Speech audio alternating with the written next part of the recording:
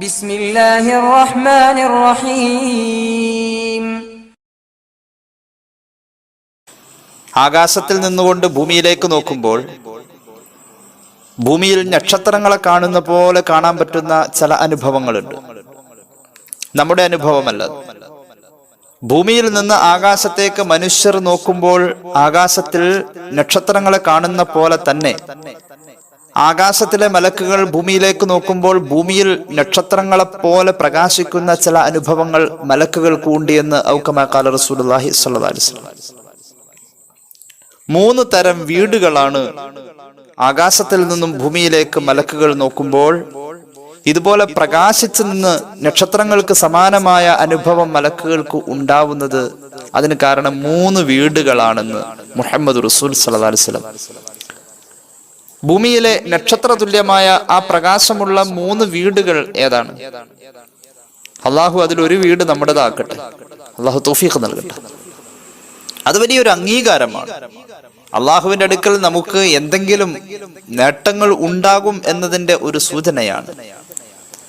ആകാശത്തിലെ മലക്കുകൾ ഭൂമിയിൽ നോക്കിയപ്പോൾ അവർ കണ്ട പ്രകാശത്തിന്റെ വിളക്കുമാടങ്ങൾ 3 ഉണ്ടെന്ന് പറഞ്ഞതിൽ ഒന്നാമത്തേത് ബുയൂത്തുല്ലാഹി, അള്ളാഹുവിന്റെ വീടുകളാകുന്ന പള്ളികളാണെന്ന് ഔകമാ ഖാല റസൂലുള്ളാഹി സ്വല്ലല്ലാഹു അലൈഹി വസല്ലം. അള്ളാഹുവിന്റെ വീടുകളായ പള്ളികൾ മലക്കുകൾക്ക് നക്ഷത്ര തുല്യമായ അനുഭവമാണ് കൊടുത്തത്. രണ്ടാമത്തേത് ബൈത്തുൽ ഹാഫിളി, ഒരു ഹാഫിളായ മനുഷ്യൻ താമസിക്കുന്ന വീട് അതുപോലെ പ്രകാശിക്കുമെന്ന് മുഹമ്മദ് റസൂൽ സ്വല്ലല്ലാഹു അലൈഹി വസല്ലം. മൂന്നാമത്തേത് ബൈത്തുൽ ആലിം, ഒരു ഉഖ്റവിയായ ആലിം താമസിക്കുന്ന വീടാണെന്ന് പുണ്യ നബി സ്വല്ലല്ലാഹു അലൈഹി വസല്ലം.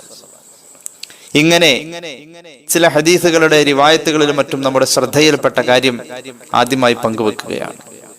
സമാനമായ പലതും നമുക്ക് സംഘടിപ്പിക്കാൻ കഴിയും, സംവിധാനിക്കാൻ കഴിയും. മഹാനായ ഫുളൈൽ ഇബ്നു ഇയാദ് റളിയല്ലാഹു അൻഹു പറയുന്നത് കാണാം, ഇന്നൽ ബൈത്തല്ലദി യുദ്കറു ഫീഹി ഇസ്മുല്ലാഹി യുളീഉ ലി അഹ്ലിസ് സമാഇ കമാ യുളീഉൽ മിസ്ബാഹു ലി അഹ്ലിൽ ബൈത്തിൽ മുദ്ലിം.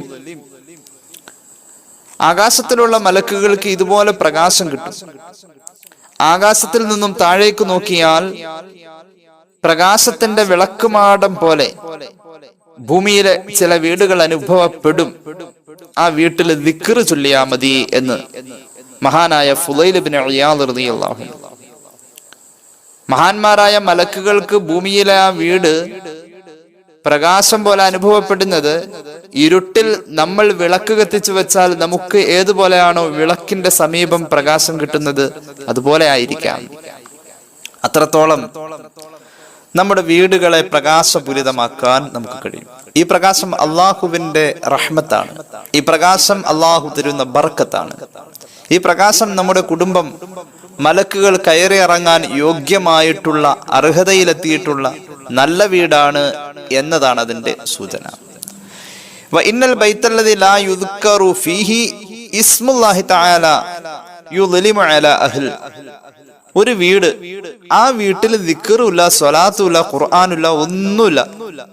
അങ്ങനത്തെ വീട് യഥാർത്ഥത്തിൽ അസ്വസ്ഥതയുടെയും ദാരിദ്ര്യത്തിന്റെയും ഇരുട്ടാണ് ആ വീട്ടുകാർക്ക് സമ്മാനിക്കുക എന്ന് മഹാനായ ഫുളൈൽ ഇബ്നു ഇയാദ് റളിയല്ലാഹു അൻഹു എന്ന മഹാനായ സൂഫി, മഹാനായ പണ്ഡിതൻ നമുക്ക് പഠിപ്പിക്കുകയാണ്. അള്ളാഹു നമ്മുടെ വീടൊക്കെ നല്ല വീടാക്കി തരട്ടെ. നമ്മുടെ വീടുകളിൽ ഇസ്ലാമികമായ അന്തരീക്ഷം സജീവമായിട്ടുണ്ടായിരുന്ന ഒരു ഇന്നലെ നമുക്ക് ഓർമ്മ വരുന്നുണ്ട്, അല്ലേ? നമ്മുടെ ഉപ്പമാരും ഉമ്മമാരും ഒക്കെ നമ്മെ ഏറെ നിർബന്ധിച്ചിരുന്നു നമ്മുടെ വീട്ടിൽ ദിക്ർ ചൊല്ലാൻ. സന്ധ്യയായി കഴിഞ്ഞാൽ അത് ആരും പറയേണ്ട ദിനചര്യയിൽ വളരെ ഗൗരവത്തോടെയും പവിത്രതയോടെയും നമ്മൾ കണ്ടെത്തിയിരുന്ന ഒരു അമല്. ഇശാ മഗ്രിബിന്റെ ഇടയില് അപ്പുറത്തെ വീട്ടിൽ നിന്ന് ഇപ്പുറത്തെ വീട്ടിലേക്ക് വർത്താനത്തിന് പോലും ആരും വരൂല. ഇശാ മഗ്രിബിന്റെ ഇടയിൽ സന്ദർശനങ്ങളൊന്നും ഉണ്ടായിട്ടില്ല. ഇശാ മഗ്രിബിന്റെ ഇടയിൽ മിക്കവാറും വഴിയോരങ്ങളിലൂടെ നടന്നു പോകുമ്പോൾ ഇതൊരു മുസ്ലിം പ്രദേശമാണ് എന്ന് തിരിച്ചറിയാൻ ലാ ഇലാഹ ഇല്ലല്ലാഹ് കേൾക്കാമായിരുന്നു. കൊച്ചുമക്കളുടെ ആ കിളിനാദം പരിശുദ്ധമായ ദിക്ർ കൊണ്ടും സ്വലാത്ത് കൊണ്ടും നിറഞ്ഞിരുന്നു. സഹോദര സമുദായം തുളസിത്തറയിൽ നിലവിളക്ക് കത്തിച്ചു വെക്കുന്നതും രാമനാമം ജപിക്കുന്നതും അവർക്ക് ഇന്നും കുറവ് വന്നിട്ടില്ല. അത് യഥേഷ്ടം യഥാക്രമം നടന്നുകൊണ്ടിരിക്കുന്നു. മുസ്ലിം ഉമ്മത്തിന് എന്താണ് പറ്റിയത് എന്ന് നാം ഓരോരുത്തരും ആലോചിക്കേണ്ടിയിരിക്കുന്നു. നമ്മുടെ വീട്ടിലുള്ളവർക്ക്, ഞാനും നിങ്ങളും അടക്കം, സന്ധ്യാഭയം എന്ന് പറയുന്ന പരിശുദ്ധ ദീൻ ഗൗരവത്തോടുകൂടെ ഓർമ്മപ്പെടുത്തിയിട്ടുള്ള ആ ഒരു കാര്യം ഇല്ലാതെ പോയിരിക്കാം. സന്ധ്യാഭയം അങ്ങനൊന്നുണ്ട്. മോനെ സന്ധ്യയാവുന്നു, വീട്ടിലേക്ക് കയറ് എന്ന് ഉമ്മ ഒരിക്കൽ ശകാരിച്ചാൽ, സന്ധ്യയാകും മുന്നേ വീട്ടിലെത്തണം എന്ന വാപ്പയുടെ ഒരിക്കലും അവഗണിക്കപ്പെടാൻ പറ്റാത്ത ഒരു വലിയ പ്രഖ്യാപനം, ഒരു വലിയ നിർബന്ധം, അതിന് പലപ്പോഴും വഴങ്ങി ജീവിച്ചു, അതിലായി ജീവിച്ചവർ അവരുടെ മക്കൾക്ക് അതേ അവസരം വന്നപ്പോൾ വഴിമാറി കൊടുക്കേണ്ടി വന്ന ദുരവസ്ഥ. നമ്മളൊക്കെ ജീവിച്ചത് സന്ധ്യാഭയം ഉണ്ട് എന്ന ആ ധാരണയിൽ തന്നെയാണ്. സന്ധ്യയായി കഴിഞ്ഞ വീട്ടിൽ നിന്ന് പുറത്തു പോകാൻ പാടില്ല, സന്ധ്യക്ക് മുമ്പ് വീട്ടിലെത്തണം. എന്നാ നമ്മുടെ മക്കളോ സന്ധ്യ കഴിഞ്ഞാണ് ട്യൂഷന് പോകുന്നത്. സന്ധ്യ കഴിഞ്ഞിട്ടാണ് നമ്മുടെ കൗമാരക്കാര് ബൈക്ക് എടുത്ത് ഫാസ്റ്റ് ഫുഡ് കഴിക്കാൻ പോകുന്നത്. വീട്ടില് കഞ്ഞി വെക്കാനിട്ടല്ല, അരി വെക്കാനിട്ടല്ല. വേണ്ടെന്നല്ല പറയുന്നത്, പഴയ കാലത്തതുമായി ഒന്ന് താരതമ്യം ചെയ്ത് പരാജയത്തിന്റെ വഴിയിലാണെങ്കിൽ ഒന്ന് തിരുത്താവുന്നതാണ്. തിരുത്തേണ്ടത് തിരുത്താൻ അള്ളാഹു തൗഫീഖ് നൽകട്ടെ. അള്ളാഹുവിന്റെ ഹബീബ് സല്ലല്ലാഹു അലൈഹി വസല്ലം തങ്ങൾ നമ്മെ പഠിപ്പിച്ചത് എന്താ? അലഞ്ഞു തിരിഞ്ഞു നടക്കാനാണോ? രാത്രി ആയി കഴിഞ്ഞാൽ എങ്ങനെയാ നമ്മൾ കഴിയേണ്ടത്, കരുതേണ്ടത്? രാത്രിയെ സംബന്ധിച്ചിടത്തോളം ഭയപ്പാട് ഉള്ളതാണ് എന്ന് പുണ്യ നബി സല്ലല്ലാഹു അലൈഹി വസല്ലം പണ്ടൊക്കെ കഥ പറഞ്ഞ് പേടിപ്പിക്കുമ്പോ, ക്ലാസ്സിൽ അടുത്തടുത്തിരിക്കുന്ന വിദ്യാർത്ഥികൾ കഥ പറയുമ്പോൾ, അല്ലെങ്കിൽ കഥയെ സൃഷ്ടിക്കുമ്പോൾ അർദ്ധരാത്രി 12 മണി എന്ന് പറഞ്ഞിട്ടാ പേടിപ്പിക്കാം. അർദ്ധരാത്രി എന്ന് പറയുന്ന ഒന്ന് ഇന്ന് ആരാ അനുഭവിക്കുന്നത്? ആർക്കാ അർദ്ധരാത്രി എന്ന് പറയുന്ന ഒന്ന് ഇന്ന് അനുഭവിക്കാനുള്ളത്? 12 മണിക്കായിരിക്കും ചിലപ്പോൾ അത്താഴം വിളമ്പുന്നത്. അർദ്ധരാത്രി എന്ന സങ്കല്പമൊക്കെ മാറിയിരിക്കുന്നു, ഭാഷ മാറേണ്ടിയിരിക്കുന്നു. ഒരു വീട്ടിൽ 9 മണിക്ക് ഉറങ്ങുന്നു എന്ന് പറയുന്ന ഒരനുഭവം ആരെങ്കിലും പറഞ്ഞാൽ നമ്മൾ ചിരിച്ചു പോകും. കാരണം 9 മണിക്ക് ഉറങ്ങുമോ രാത്രി? അങ്ങനെ ഉണ്ടോ? അങ്ങനെ ഉണ്ടാവണം. ചില സാഹചര്യങ്ങൾ കൊണ്ടൊക്കെ പിന്താം എന്നല്ലാതെ, അല്ലെങ്കിൽ നമ്മുടേതായ ചില നിർബന്ധിത സാഹചര്യങ്ങൾക്ക് ജീവിത രീതികൾ അങ്ങനെ മാറി എന്നല്ലാതെ മനഃപൂർവം രാവ് എന്നുള്ളതിനെ അവഗണിച്ചു പോകുന്ന അവസ്ഥ ഉണ്ടാവാറുണ്ട്. അള്ളാഹുവിന്റെ ഹബീബ് സല്ലല്ലാഹു അലൈഹി വസല്ലം തങ്ങളെ രാത്രിയെ വലിയ ഗൗരവത്തോടു കൂടെയാണ് നമ്മുടെ മുന്നിൽ പരിചയപ്പെടുത്തിയിട്ടുള്ളത്.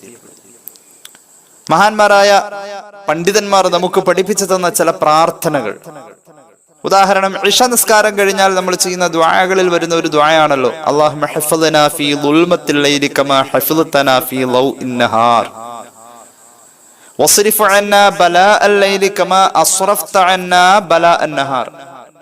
അല്ലാഹുവേ, പകലിന്റെ വെളിച്ചത്തിൽ നീ സുരക്ഷിതത്വം തന്ന പോലെ ദേ രാവിന്റെ ഇരുട്ടിലും നീ സുരക്ഷിതത്വം നൽകണേ. മാത്രവുമല്ല, ഈ രാവിലുള്ള എല്ലാ ഷെറുകളെയും നീ മാറ്റിത്തരണേ. രാത്രിയിൽ പ്രശ്നങ്ങളുണ്ട്, പ്രയാസങ്ങളുണ്ട്, ഷെറുകൾ ഉണ്ടാവാൻ സാധ്യതയുണ്ടെന്നും അതനുസരിച്ച് കരുതിയിരിക്കണമെന്നും പഠിപ്പിക്കുന്ന തത്വമാണ് ഈ ദുആ മഹാന്മാർ നമുക്ക് പഠിപ്പിച്ചതിലൂടെ ലഭ്യമാവേണ്ടത്. അല്ലാഹു തൗഫീഖ് നൽകട്ടെ. ഒരു ഹദീസ് പറയാം, സ്വഹീഹുൽ ബുഖാരി. അൻ അബീ ഹുറൈറ റളിയല്ലാഹു അൻഹു ഖാല റസൂലുള്ളാഹി സ്വല്ലല്ലാഹു അലൈഹി വസല്ലം ഇദാ സമിഅതും സിയാഹദ്ദീകതി ഫസ്അലുല്ലാഹ മിൻ ഫളിഹി ഫഇന്നഹാ റഅത് മലകാ ഫഇദാ സമിഅതും നഹീഖൽ ഹിമാരി ഫതഅവ്വദൂ ബില്ലാഹി മിനശ് ശൈത്വാനിർ റജീം ഫഇന്നഹാ റഅത് ശൈത്വാനാ. ഒരു ഹദീസ്, സന്ധ്യാഭയം നഷ്ടപ്പെട്ട സമൂഹത്തിന്റെ മുന്നിൽ ഇത് ഏറെ പ്രസക്തമാണ്. പൂവൻ കോഴി കൂവുന്ന ശബ്ദം കേട്ടാൽ അള്ളാഹുവോട് റഹ്മത്തിനെ ചോദിക്കാം, പടച്ചവനോട് ദുആ ചെയ്ത ഉത്തരം കിട്ടാം. കാരണം റഹ്മത്തിന്റെ മലക്ക് ഇറങ്ങുന്നത് ഈ കോഴി കണ്ടിട്ടാണ് ഇത് കൂവിയത് എന്ന് പുണ്യ നബി സല്ലല്ലാഹു അലൈഹി വസല്ലം സ്വഹീഹുൽ ബുഖാരി ഹദീസിൽ രേഖപ്പെടുത്തിയിട്ടുണ്ട്. കഴുതകളെ കാണപ്പെടുന്ന ഒരു പ്രദേശമാണെങ്കിൽ അവിടെ കഴുത ഓരിയിട്ട് കൂക്കി വിളിക്കുന്ന ശബ്ദം കേട്ടാൽ പടച്ചറബിനോട് അഭയം തേടണം. കഴുതകൾ ധാരാളമുള്ള പ്രദേശത്ത്, കഴുതയില്ലെങ്കിൽ നായ ആയാലും അതുപോലെ തന്നെ, അത് വേറെ റിവായത്തിലുണ്ട്. കാരണം കഴുതയും നായയും ഓരിയിട്ട് കൂക്കി വിളിക്കുന്നത് പിശാചിനെ കണ്ടുകൊണ്ടാണെന്ന് പുണ്യ നബി സല്ലല്ലാഹു അലൈഹി വസല്ലം. ആ സമയത്ത് അള്ളാഹുവോട് കാവൽ തേടണം. അള്ളാഹുവോട് കാവൽ തേടലും അള്ളാഹുവിന്റെ റഹ്മത്ത് ചോദിക്കലും ഒരർത്ഥത്തിൽ ദിക്ർ തന്നെയാണ്. സന്ധ്യ കഴിഞ്ഞിട്ടുള്ള ദിക്റാണിത്. ദിക്ർ എന്ന് പറഞ്ഞാൽ അള്ളാഹുവിനെ ഓർക്കപ്പെടുന്ന എല്ലാം, അള്ളാഹുവിന് പൊരുത്തമുള്ള എല്ലാ ഓർമ്മകളും ദിക്റാണ്. എല്ലാ പ്രവർത്തനങ്ങളും അള്ളാഹിനെ ഓർക്കാൻ കഴിയുമെങ്കിൽ ആ പ്രവർത്തനങ്ങളൊക്കെ ദിക്റാണ്. അള്ളാഹിനെ ഓർക്കാൻ കഴിയുന്ന വാക്കുകൾ മുഴുവൻ ദിക്റാണ്. അള്ളാഹു തൗഫീഖ് നൽകട്ടെ. ഇനി മറ്റൊരു ഹദീസിൽ കാണാം, ഹബീബായ നബി കരീം സല്ലല്ലാഹു അലൈഹി വസല്ലം തങ്ങൾ പഠിപ്പിക്കുന്നു, സ്വഹീഹുൽ ബുഖാരി തന്നെ അത് ഉദ്ധരിക്കുന്നുണ്ട്. അൻ ജാബിർ ഇബ്നു അബ്ദുല്ലാഹി റളിയല്ലാഹു അൻഹു ഖാല റസൂലുള്ളാഹി സല്ലല്ലാഹു അലൈഹി വസല്ലം ഇദസ്തജ്നഹൽ ലൈലു ഫകുഫു സിബിയാനകും. സന്ധ്യാഭയം നമുക്ക് വേണം, നിർബന്ധമാണ്. സന്ധ്യ നേരത്തെ ഒന്ന് ആദരിക്കേണ്ടതുണ്ട്, ഒന്ന് ഗൗരവമായിട്ട് കാണേണ്ടതുണ്ട്. അപ്പുറത്തെ വീട്ടിലെത്താ ഇപ്പുറത്തെ വീട്ടിലെത്താനോട് 5 മണിക്ക് വർത്താനത്തിന് വന്നതാ, മതിലിന്റെ അപ്പുറവും ഇപ്പുറവും നിന്നുണ്ട്. പാങ്കുളിച്ചൊന്നും അവരറിഞ്ഞിട്ടില്ല. മഗ്രിബ് കഴിഞ്ഞു ഇങ്ങനെ തുടരാണ്. അവസാന കാലിൽ മരവിപ്പ് വരുമ്പോൾ മാത്രമായിരിക്കും അവർ വർത്താനത്തിൽ നിന്ന് പിരിച്ചുവിടാൻ കഴിയും. അത്രത്തോളം സ്ത്രീകൾ പോലും ഈ സന്ധ്യ നേരത്തെ അവഗണിക്കുന്ന അവസ്ഥകളൊക്കെ ചില ഇടവഴികളിലൂടെയൊക്കെ യാത്ര ചെയ്താൽ ഗ്രാമപ്രദേശങ്ങളിൽ നമുക്ക് കാണാൻ സാധ്യതയുള്ള കാഴ്ചകളാണ്. അള്ളാഹുവിന്റെ ഹബീബ് സല്ലല്ലാഹു അലൈഹി വസല്ലം തങ്ങൾ പഠിപ്പിക്കുന്നു,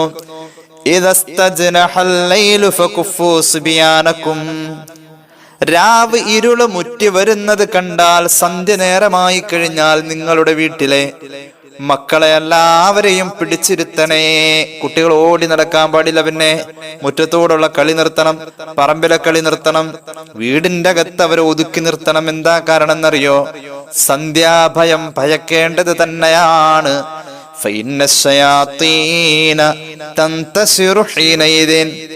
രാവ് ഇരുള് മുറ്റി വരുന്ന സന്ധ്യയുടെ നേരത്ത് പിശാച് പരന്ന് നടക്കുന്നു എന്ന് മുഹമ്മദ് മുസ്തഫ സല്ലല്ലാഹു അലൈഹി വസല്ലം. കുട്ടികളെ പിടിച്ച് വീട്ടിൽ അടക്കിയിരുത്തണം.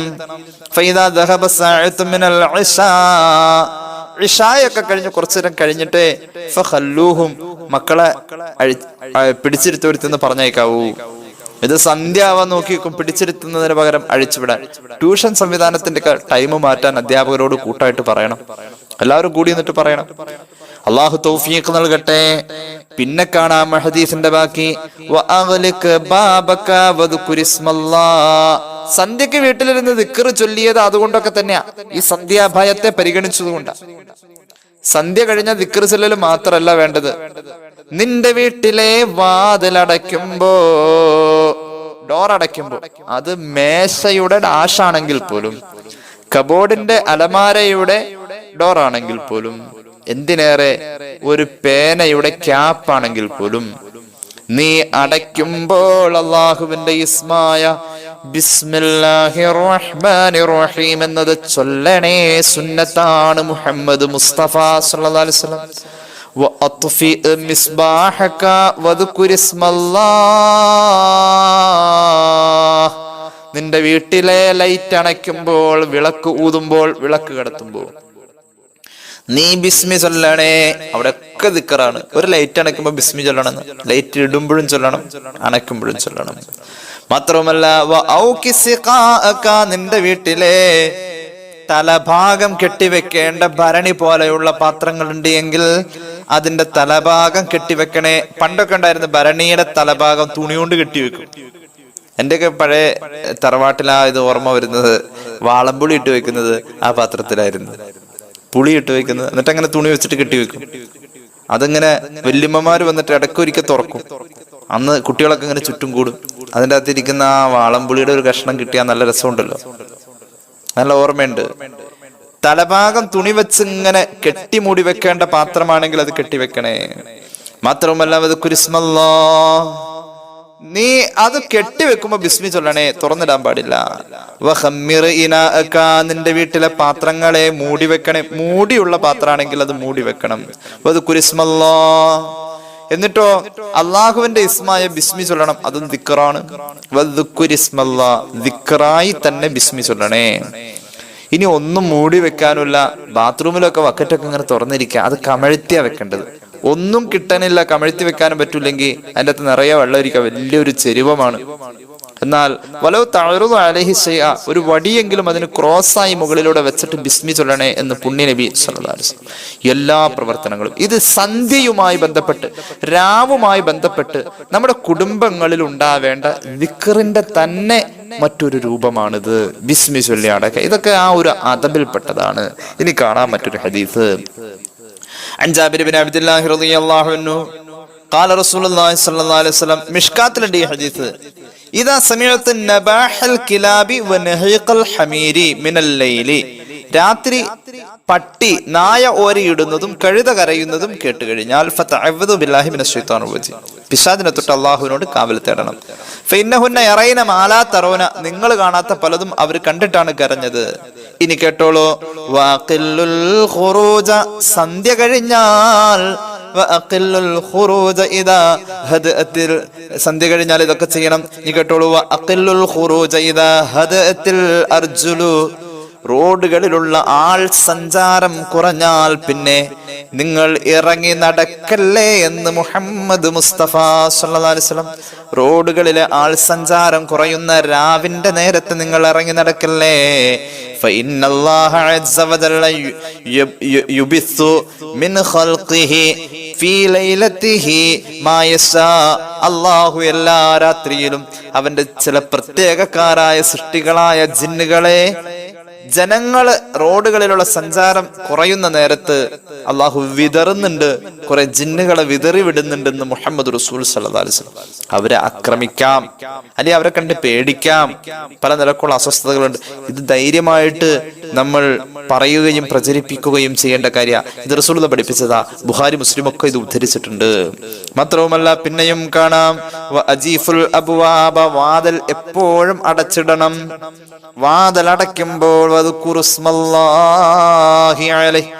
അള്ളാഹുവിന്റെ ഇസ്മ ചൊല്ലിയിട്ട് വേണം വാതിലടയ്ക്കാൻ. കാരണം ഫഇന്ന ശൈത്വാന ലാ യഫ്തഹു ബാബൻ ഇദാ ഉജീഫ വദുകിറ സ്മുല്ലാഹി അലൈഹി, ബിസ്മി ചൊല്ലി അടയ്ക്കപ്പെട്ട വാതിലൊന്നും പിശാച് തുറക്കൂല. റസൂലുള്ളാഹി സ്വല്ലല്ലാഹു അലൈഹി വസല്ലം പഠിപ്പിക്കുകയാണ്. അപ്പൊ ഇവിടെ ഒക്കെ ദിക്ർ കടന്നു വരുന്നു. വാതിൽ അടയ്ക്കുമ്പോൾ, ലൈറ്റ് അണയ്ക്കുമ്പോൾ, അടുപ്പിൽ തീ കൂട്ടുമ്പോൾ തീ അണച്ചിട്ടേ കിടക്കാവൂ. ജിറാഹ, പാത്രം കമഴ്ത്തി വെക്കണം. മൂടിയും ഒന്നുമില്ലാത്ത പാത്രങ്ങൾ ഓർക്കുന്നുണ്ടാകും. വല്ല കാലത്തും ഇറച്ചി വാങ്ങുന്ന ഒരു സ്വഭാവമൊക്കെ പഴയ കാലത്തൊക്കെ ഉണ്ടായിട്ടുണ്ട് അല്ലേ? വല്ലപ്പോഴൊക്കെ ഇറച്ചി വാങ്ങൂ. ആ മരുമോൻ വരണമെന്ന്, മരുമകനോടുള്ള ഇഷ്ടം കൊണ്ട് അന്ന് ഇറച്ചി വാങ്ങും. അതുവരെ ആ കലം കമഴ്ത്തി അവിടെ എവിടെയോ മാറ്റി വെച്ചിട്ടുണ്ട്. കമഴ്ത്തിയ വെക്കാം.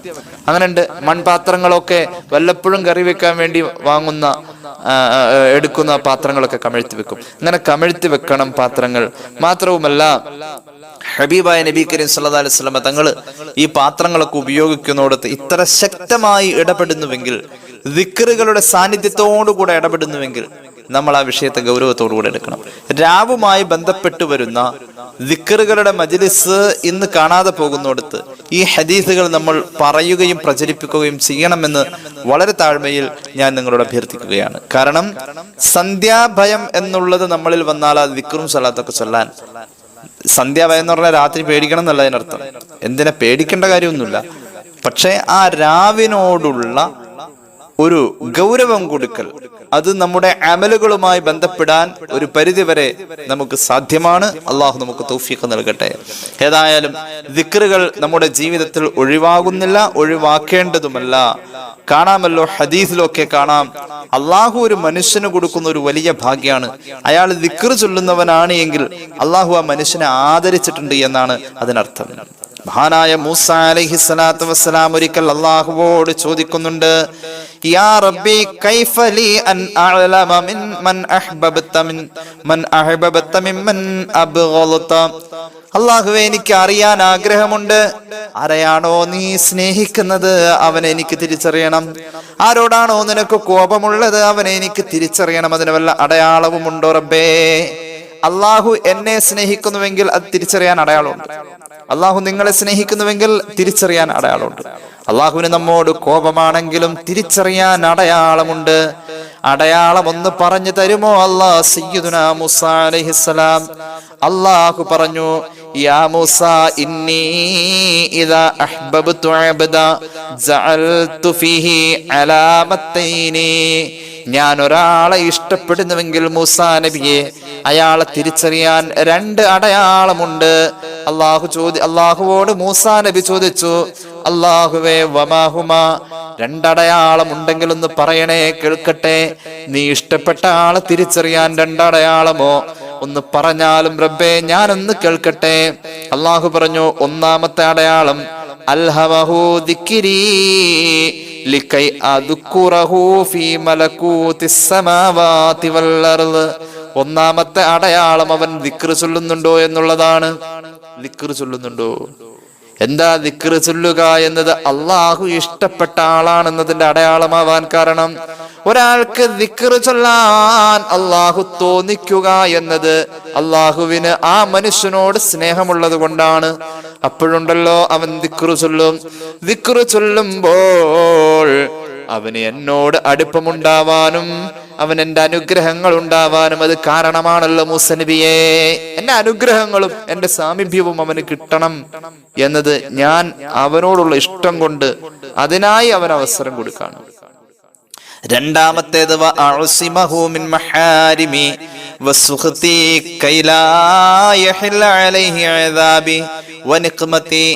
ഒരു മനുഷ്യൻ തെറ്റ് ചെയ്യാതെ ജീവിക്കുന്നത് കണ്ടാൽ 2ാമത്തെ അടയാളം അതാണ്. കാരണം എന്താ? എനിക്കവനോട് സ്നേഹമുണ്ട്. അവൻ തെറ്റ് ചെയ്യാത്തതിന് കാരണം ഞാൻ അവനെ തെറ്റുകളിൽ നിന്നും മാറ്റി നിർത്തുകയാണ്. അള്ളാഹു നമുക്ക് ആ ഭാഗ്യം നൽകട്ടെ. അവൻ തെറ്റെങ്ങാനും ചെയ്താൽ അവന് എന്റെ ശിക്ഷ കിട്ടൂലോ. ഞാൻ അവനെ ശിക്ഷിക്കുക എന്നത് എനിക്ക് അവനോട് സ്നേഹമില്ലാതെ വരുമ്പോഴല്ലേ. അള്ളാഹുവിന്റെ സ്നേഹമുണ്ടെങ്കിൽ അത് തിരിച്ചറിയാൻ എന്ന് പറഞ്ഞാൽ അള്ളാഹിന്റെ സ്നേഹം സമ്പാദിക്കാൻ നമുക്ക് 2 വഴികളാണ്. ഒന്ന്, നമ്മൾ ദിക്ർ ചൊല്ലുന്നവരാവാ. രണ്ടാമത്തേത് തെറ്റുകളിൽ നിന്നും ഒഴിഞ്ഞു നിൽക്കുക. അള്ളാഹു ഈ 2 സ്വഭാവം നമുക്ക് തരട്ടെ. നമുക്കായിട്ട് അത് അങ്ങോട്ട് ചെയ്യാവുന്നതാണ്. അള്ളാഹിന്റെ സ്നേഹം കിട്ടാൻ വേണ്ടി അള്ളാഹു സ്നേഹിക്കുന്നുണ്ടെങ്കിൽ അതിന്റെ അടയാളം ഇങ്ങനെയാണെങ്കിലും അള്ളാഹുവിന്റെ സ്നേഹം കിട്ടാൻ നമുക്ക് അങ്ങോട്ട് ചെയ്യാം. ഒന്ന് നമ്മള് ദിക്ർ ചൊല്ലുന്ന ശീലമുണ്ടാവാ. 2 തെറ്റുകളിൽ നിന്നും മാറി നിൽക്കുക. അള്ളാഹു തൗഫീഖ് നൽകട്ടെ. ഇനി കാണാം മൂസാ നബി അള്ളാഹുവോട് ചോദിക്കുകയാണ്, പടച്ച റബ്ബേ, നിനക്കൊരാളോട് കോപമാണ് എങ്കിൽ അത് എങ്ങനെ തിരിച്ചറിയാം? അല്ലാ, നിന്റെ കോപമുള്ള ആളാണ് എങ്കിൽ അയാളെ എങ്ങനെ തിരിച്ചറിയാം? അള്ളാഹു പറഞ്ഞു, അതിനും 2 അടയാളമുണ്ട്. വമാഹുമാ റബ്ബേ, ആ 2 അടയാളങ്ങൾ ഏതൊക്കെയാ? അള്ളാഹു പറഞ്ഞു മൂസാ നബിയോട്, എന്റെ ദിക്ർ ചൊല്ലാൻ അവന് കഴിയൂല. പിന്നെ ആവട്ടെ, അല്ലെങ്കിൽ നാളെ ആവട്ടെ, അടുത്ത വെള്ളിയാഴ്ച രാവ് മുതൽക്ക് തുടങ്ങാം. കൊറോണയൊക്കെ മാറിയിട്ട് തുടങ്ങാം. ഇപ്പൊ ഞാൻ തിരക്കാണ്. ദിക്ർ ചൊല്ലാൻ മടി കാണിച്ചും ദിക്ർ ചൊല്ലാൻ സമയത്തെ മാറ്റിവെച്ചും ദിക്ർ ചൊല്ലാൻ മറന്നു പോയും ഒരാൾ നടക്കുന്നുവെങ്കിൽ അവൻ എന്റെ കോപത്തിന്റെ ഇരയായവനാണ്. കാരണം എന്റെ കോപമുള്ളവനെ എനിക്ക് ശിക്ഷിക്കണമെങ്കിൽ അവൻ ദിക്ർ ചൊല്ലാതിരിക്കണം. 2ാമത്തെ അടയാളം, പാപം ചെയ്യുന്നുവെങ്കിൽ അവൻ എന്നെ മറന്നവനാണ്. എന്റെ കോപം അവനിൽ ഉണ്ട്. പാപം ചെയ്തവന് ശിക്ഷിക്കണമല്ലോ. ശിക്ഷ കൊടുക്ക എന്നത് സ്നേഹമില്ലാത്തപ്പോൾ ഉണ്ടാകുന്നതാണല്ലോ. ശിക്ഷ കൊടുക്ക എന്നത് അള്ളാന്റെ കോപമാണല്ലോ. കോപം അള്ളാഹുവിൽ നിന്നും അവന് ഉണ്ട് എന്നതിന്റെ അടയാളം അവൻ പാപം ചെയ്യലാണെന്ന് സയ്യിദുനാ മൂസാ അലൈഹിസ്സലാമിനോട് അള്ളാഹുവിന്റെ പ്രതിവചനം വരികയാണ്. അപ്പൊ അള്ളാന്റെ കോപം നമ്മളിൽ നിന്ന് ഒഴിവാവാൻ നമ്മൾ 2 മാർഗം അങ്ങോട്ട് ചെയ്താൽ മതി. അള്ളാന്റെ കോപം ഒഴിവാവാൻ നമ്മൾ തെറ്റ് ചെയ്യാതിരിക്കുക. അതോടൊപ്പം തന്നെ നമ്മൾ ദിക്ർ ചൊല്ലുന്ന പ്രകൃതത്തെ ഉണ്ടാക്കിയെടുക്കാൻ ശ്രമിക്കുക. അപ്പൊ അള്ളാഹുടെ കോപം മാറിക്കിട്ടും. അള്ളാഹു തൗഫീഖ് നൽകട്ടെ. ഏത് രംഗങ്ങളിലും ദിക്റാണ്. ദിക്റില്ലാത്തൊരു രംഗമല്ല. അങ്ങാടി പോകാൻ നിൽക്കാം. എന്തൊരു ഭാഗ്യമാണ് അങ്ങാടി പോകുന്ന ആൾക്ക് ചെയ്യാൻ പറ്റുന്ന ദിക്ർ. അങ്ങാടിയിലേക്ക് പോവാം. അങ്ങാടി എന്ന് പറഞ്ഞ എന്താ? പിശാചിന്റെ വാസസ്ഥലമാണെന്ന് പുണ്യ നബി സല്ലല്ലാഹു അലൈഹി വസല്ലം. എല്ലാ അങ്ങാടികളിലും ആദ്യം ചൊല്ലുന്നവൻ നീയാവല്ലേ, അവസാനം പോരുന്നവനും നീയാവല്ലേ, മുഹമ്മദ് റസൂൽ സല്ലല്ലാഹു അലൈഹി വസല്ലം. ഹദീസ് വ്യാഖ്യാന ഗ്രന്ഥങ്ങളിലൊക്കെ കാണാം. ഫത്വൽ ബാരിയിലൊക്കെ ഉണ്ട് ഈ ഹദീസ് എന്നാണ് എൻ്റെ ഓർമ്മ. അങ്ങാടിയിലേക്ക് ആദ്യം ചൊല്ലുന്നവൻ നീയാവരുത്. ഒരങ്ങാടിയിലേക്ക് ആദ്യം ചൊല്ലുന്നവൻ നീയാവരുത്. ഒറ്റയ്ക്ക് ആദ്യം തന്നെ ഒരു അങ്ങാടിയിലേക്ക് ചെല്ലരുത്. അങ്ങാടിന്ന് ഏറ്റവും അവസാനം പോരുന്നവനും നീയാവരുത്. റസൂലുള്ളാഹി പഠിപ്പിച്ചിട്ടുണ്ട് സല്ലല്ലാഹു അലൈഹി വസല്ലം. ഓരോ അങ്ങാടിയിലും പിശാചിനൊരു പതാകയുണ്ടെന്ന് മുഹമ്മദ് മുസ്തഫ സല്ലല്ലാഹു അലൈഹി വസല്ലം. ഓരോ അങ്ങാടികളിലും പിശാചിന് പതാകയുണ്ട്. പിശാചിന് പതാകയുണ്ട്. അവന്റെ ആ പതാക ആ അങ്ങാടിയിൽ അവൻ നാട്ടും. അങ്ങാടി പിശാചിന് ഏറ്റവും ഇഷ്ടമുള്ള സ്ഥലമാണ്.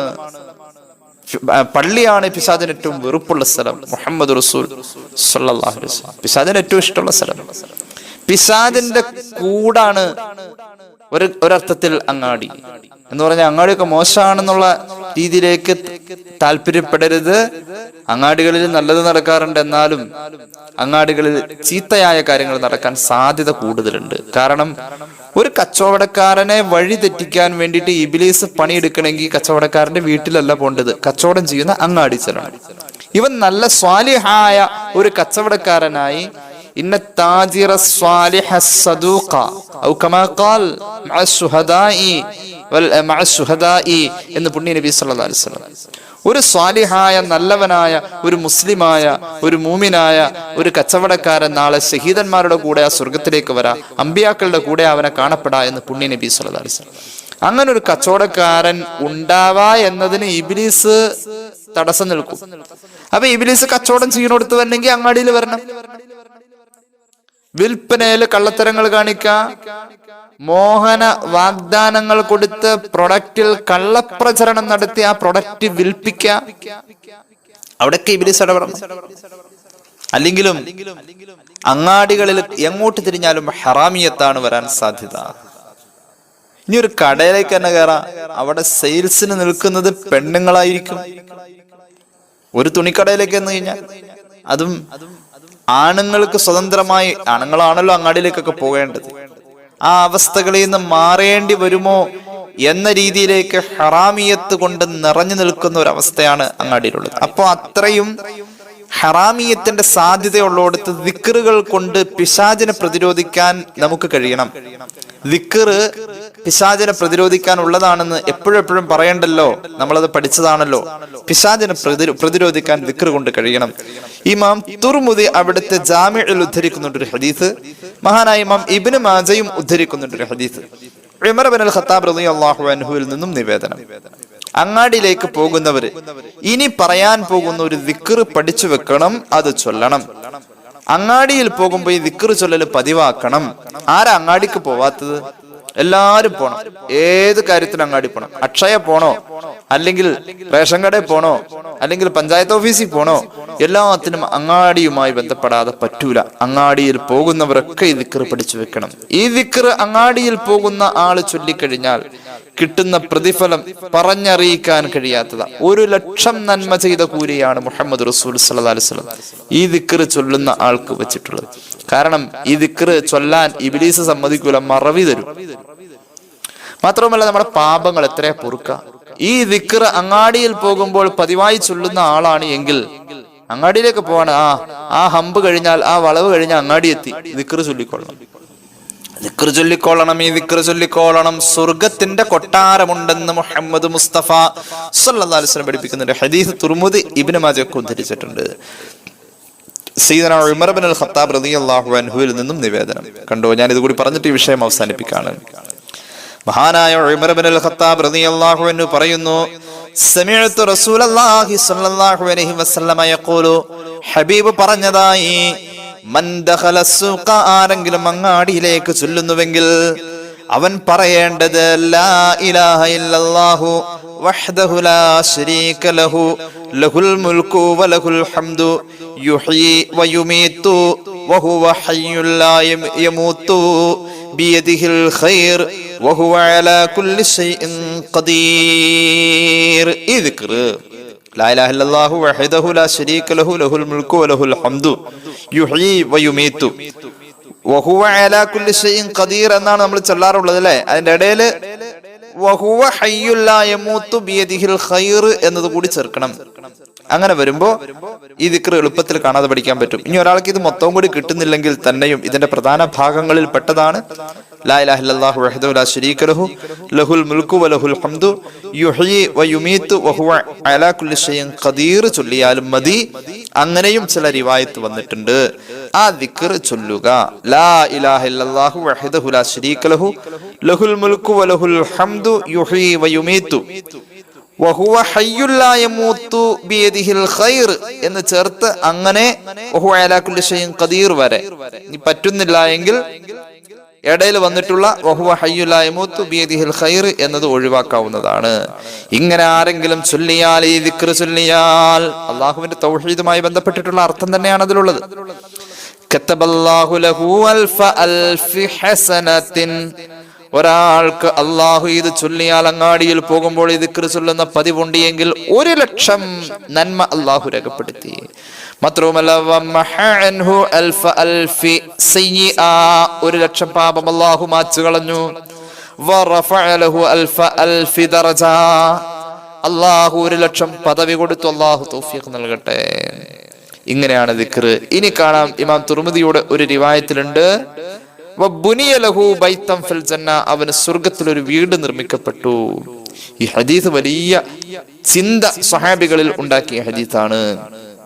ഹദീസിന്റെ നിവേദകരിൽപ്പെട്ട, റാവിമാരിൽപ്പെട്ട മഹാനായ മുഹമ്മദ് ബിൻ വാസിഅ റളിയല്ലാഹു അൻഹു ഈ ഹദീസുമായി ഖുറാസാനിലെത്തിയപ്പോൾ അവിടെ മഹാനായ ഖുതൈബത്ത് ബിൻ മുസ്ലിം എന്ന് പറയുന്ന മഹാനെ കണ്ടു. മഹാനായ റാവി, ഈ ഹദീസിന്റെ നിവേദക പരമ്പരയിലെ റിപ്പോർട്ടർ മഹാനായ മുഹമ്മദ് ബിൻ വാസിഅ റളിയല്ലാഹു അൻഹു ഖുറാസാനിൽ എത്തിയപ്പോൾ കണ്ട മഹാനായ ഖുതൈബത്ത് ബിൻ മുസ്ലിം എന്ന് പറയുന്ന മഹാനോട് പറഞ്ഞു, ഞാൻ ഒരു സമ്മാനവുമായാണ് അങ്ങയെ കാണാൻ വന്നത്. ആ സമ്മാനം ഈ ഹദീസാണെന്ന് പറഞ്ഞ് ഈ ഹദീസ് ഓതി കൊടുത്തപ്പോൾ ഖുതൈബത്ത് ബിൻ മുസ്ലിം റളിയല്ലാഹു അൻഹു ഈ ഹദീസ് കേട്ടുകൊണ്ടിരിക്കുമ്പോ, മഹാനവറുകൾ ഈ ഹദീസും കേട്ടുകൊണ്ടിരിക്കുമ്പോൾ ശ്രദ്ധിച്ചു കേൾക്കുമ്പോൾ അദ്ദേഹത്തിന്റെ വാഹനവും എടുത്ത് അദ്ദേഹം ഒരു അങ്ങാടിയിലേക്ക് പോവുകയും ഉടൻ തന്നെ ഈ ദിക്ർ അങ്ങാടിയിൽ പോയിട്ട് ചൊല്ലി ആ സുന്നത്ത് എടുത്തിട്ടാണ് തിരിച്ചു വന്നത്. അത്രത്തോളം മഹാന്മാര് ഇത്തരം ദിക്റുകൾക്ക് പ്രാധാന്യം കൊടുത്തിട്ടുണ്ട്. അങ്ങാടിയിൽ പോകുന്നവർ ഈ ദിക്ർ ചൊല്ലി ഈ വലിയ പ്രതിഫലം സ്വായത്തമാക്കാൻ ശ്രമിക്കണം, ശ്രദ്ധിക്കണം എന്ന് ഉപദേശിച്ചുകൊണ്ട് അല്ലെങ്കിൽ അറിയിച്ചുകൊണ്ട് ഹ്രസ്വമായ എന്റെ വാക്കുകൾക്ക് വിട.